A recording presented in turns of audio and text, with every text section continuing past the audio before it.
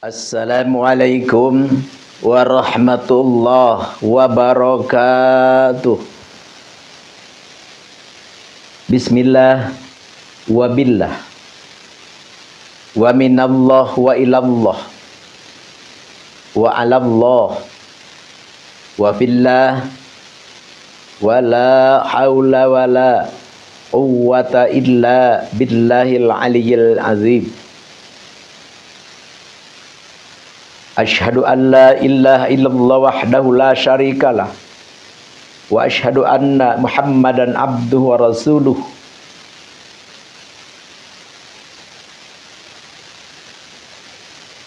Qala Allah ta'ala fil Qur'anil Karim.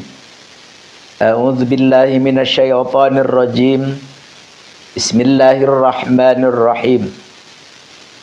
Qalu subhanaka la ilma lana illa ma 'allamtana innaka antal alimul hakim. Al-ayah wallahu a'lam bimuradihi bidzalik. Wa qala nabiyyu sallallahu alaihi wasallam utlubul ilma walau bisin fa inna talabal ilmi fariidatun ala kulli muslimin. Innal malaikata tadau ajnihata li talabil ilmi ridhaan bima yatlub. Al-Qadir. Pertama-tama marilah kita panjatkan puja dan puji kehadirat Allah ilahi Rabbi, dan marilah kita bersolawat kepada junjunan kita baginda Nabi besar Nabi Muhammad sallallahu alaihi wasallam. Dan semoga Allah subhanahu wa ta'ala berkekalan melimpahkan rahmat dan salam kepada penghulu umat Nabi besar Nabi Muhammad sallallahu alaihi wasallam, dan kepada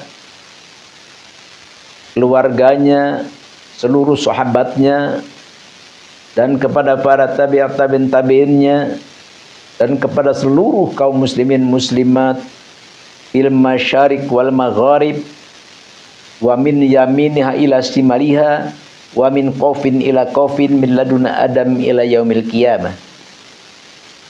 Lasiman wa khususon pada seluruh ikhwan ahwat jamaah ribat manbal hikmah dimanapun berada, dan semoga Allah subhanahu wa ta'ala selalu menghujani rahmat, memberi taufik dan hidayah kepada seluruh umat manusia yang ada di muka bumi ini. Dan semoga Allah subhanahu wa ta'ala menjadikan kita semua hamba yang dicintainya, sehingga fid dunya hasanah wa fil akhirati hasanah wa qina adzabannar. Hidup mulia di dunia dan mulia di akhirat, dan selamat daripada siksa neraka. Amin ya Allah ya Rabbal alamin. Alhamdulillah, dengan kehendak Allah subhanahu wa ta'ala, dengan izin Allah subhanahu wa ta'ala, tentu berkah Nabi besar baginda Nabi Muhammad sallallahu alaihi wasallam, kita masih diberi umur oleh Allah, diberi kesehatan, keafiatan, sehingga kita bisa aktif mengikuti acara yang sudah biasa kita ikuti. Acara ini adalah acara berbagi pengalaman, berbagi wawasan, berbagi tausiah, berbagi ilmu, dan bersilaturahim. Ini semua adalah tentu tuntutan agama kita, ajaran Nabi kita, dan tentu inilah dikehendaki oleh Allah subhanahu wa ta'ala, karena Allah menurunkan Islam ke muka bumi ini. Islam ke muka bumi ini lagi keberadaan di muka bumi umat manusia kacau. Perzinahan merebak. Buka aurat pun sudah di mana-mana. Kemungkarotan, kezaliman menjadi-jadi di mana-mana. Allah menurunkan agama Islam adalah untuk mengatur umat manusia lebih mulia dan terhormat. Alhamdulillah. Dengan adanya Islam, dunia jadi nyaman. Hubungan persatuan kesatuan bisa terwujud. Keamanan kenyamanan terbukti. Ini semua adalah izin Allah, kehendak Allah. Alhamdulillah. Satu nikmat yang sangat besar bagi kita adalah apa? Adalah kita alhamdulillah dipilih terpilih beragama tauhid, beragama Islam, yang meyakini adanya Allah, yang mempercayai meyakini bahwa Nabi Muhammad adalah utusan Allah, dan seterusnya. Kita tidak memesan, tapi kita dipilih, diberikan, ditakdirkan oleh Allah. Alhamdulillahi Rabbil Alamin. Perlu kita bersyukur kepada Allah, perlu kita bersujud kepada Allah, perlu kita berterima kasih kepada Allah. Pergunakan seluruh apa yang ada di diri kita untuk mendekati kepada Allah, untuk ibadah kepada Allah Subhanahu wa ta'ala. Insya Allahu amin. Ya Allah ya Rabbil Alamin. Di sini Al-Fakir sedikit mau berbicara tentang kejadian yang lagi kisruh, yang lagi viral, yang lagi ramai di bumi kita atau di muka bumi ini. Apa? Yaitu tentang adanya tesis Kiai Haji Imaduddin Usman Al-Bantani. Kiai Haji Imaduddin Usman Al-Bantani adalah seorang ulama pencerah umat,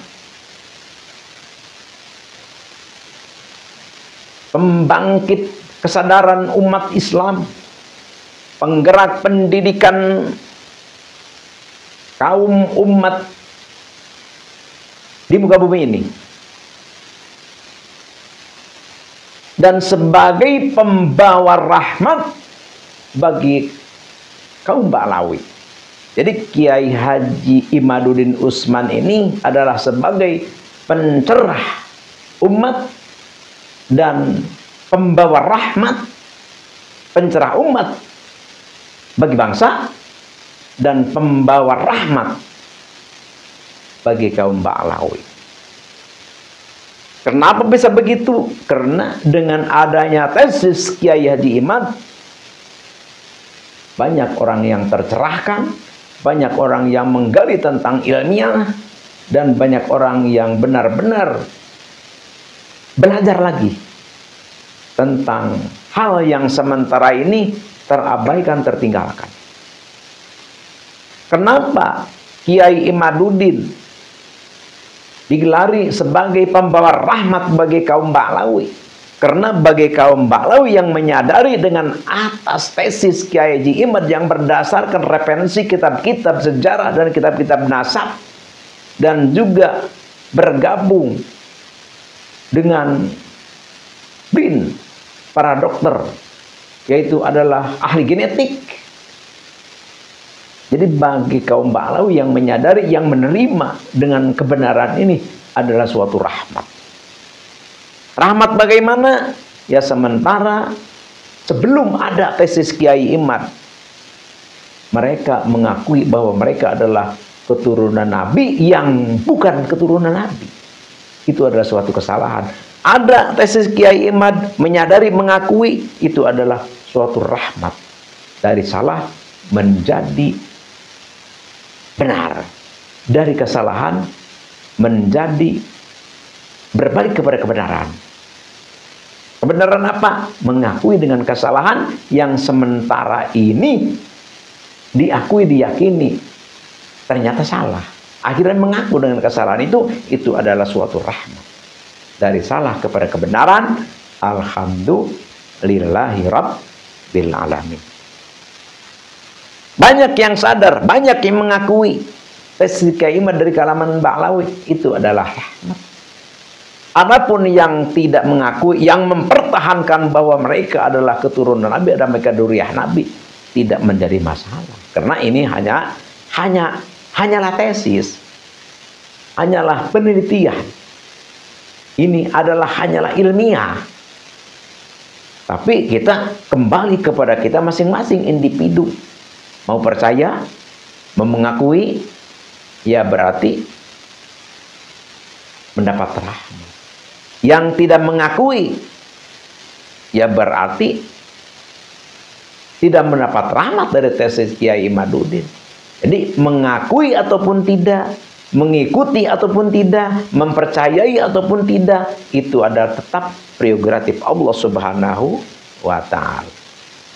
Ya, banyak kiai juga masuk Kristen, tapi ada juga Kristen pendeta masuk Islam, itulah prerogatif Allah. Seperti itu. Jadi tidak menjadi masalah. Hanya di dalam hal ini yang penting kita jangan bertengkar. Percaya mengikuti kepada Kiai Imaduddin, oke. Tidak percaya, tidak mengikuti, oke. Yang penting kita tetap baik-baik saja. Tidak ada permusuhan, tidak ada perpecahan, tidak ada saling menyerang, tidak ada saling menghina, tidak ada saling mengejek, tidak ada. Kita baik-baik saja. Seperti itu. Terus Kiai Imaduddin menyelidiki, menelusuri tentang nasab Ba'lawi. Bagus, silahkan. Silahkan telusuri sedalam-dalamnya. Jelasan kepada umat manusia, kepada bangsa sejelas-jelasnya. Silahkan. Dan Ba'lawi mau menjawab, silakan, hak untuk menjawab. Imaduddin, Al-Mukarram Kiai Imaduddin membawa referensi kitab, jawab oleh Ba'lawi dengan kitab. Jangan dijawab dengan framing, jangan dijawab dengan hujatan, jangan dijawab dengan hinaan, jangan dijawab dengan amarah, jangan. Jawab lagi dengan kitab sejarah atau dengan kitab nasab atau yang lebih simpel, tes DNA. Kalau saja kaum Ba'lawi mau tes DNA secara terbuka, selesai masalah. Daripada berdasarkan kitab, karena di kitab ini kan sudah bercampur banyak. Karena yang menerangkan bahwa Ba'lawi itu adalah keturunan Nabi banyak, dari mulai abad ke-9, ya banyak itu kitab-kitab yang menerangkan Ba'lawi itu nyambung ke Rasulullah. Ya tentu pengarangnya, penyusunnya dari kalangan kaum Ba'lawi sendiri. Ada dari bukan kalangan kaum Ba'lawi, tapi memang orang yang berkaitan dengan Ba'lawi. Tapi dari abad ke-9 sampai abad ke-3 itu semua ittifaq, kitab-kitab itu adalah hanya 3, jadi tidak ada Ubaid, jadi kaum Ba'lawi tidak nyambung ke Rasulullah. Ini menurut tesis Kiai Imad. Oleh karena itu, kalau kita memang punya keyakinan, punya kepercayaan, mau mempertahankan dzurriyyah kita bahwa kita menyambung ke Rasulullah, jawablah Kiai Imad dengan kitab yang bisa menjawab kitab yang abad ke-3 sampai abad ke-9 awal itu. Selesai masalah. Yang penting kita berdasarkan musyawarah dan muzakarah. Jadi ya jangan saling serang, jangan saling menghina, jangan saling mengejek dari kedua pihak. Jadi dari pihak Kiai Haji Imaduddin ya jangan mengejek, jangan menghina kepada Ba'lawi. Dari kaum Ba'lawi pun sama. Jadi saling menghormati lah, saling menghormati, saling memuliakan. Jadi itulah, memang itu agama kita seperti itu. Ayo kita pakai aturan agama kita, insya Allahu amin ya Allahu ya Rabbal. Adapun Kiai Imaduddin di dalam hal menelusuri, memperdalam tentang hal nasab, tidak mengapa. Kenapa? Karena ada firman Allah di dalam Al-Quran yang berbunyi, a'udzubillahi minasyaitonir rajim, bismillahirrahmanirrahim, ud'uuhum li'abaihim huwa aqsatu indallah. Panggillah mereka-mereka orang-orang dengan bapaknya. Itu lebih bagus, lebih baik. Harus seperti itu. Seperti apa? Ya seperti Ahmad bin Yasin, misalkan Jubair bin Awam, misalkan Teguh bin Abdul Hamid, boleh. Atau kan ke ibu seperti Ibnu Majah. Jadi anaknya Ibu Majah. Atau ke aki, bisa.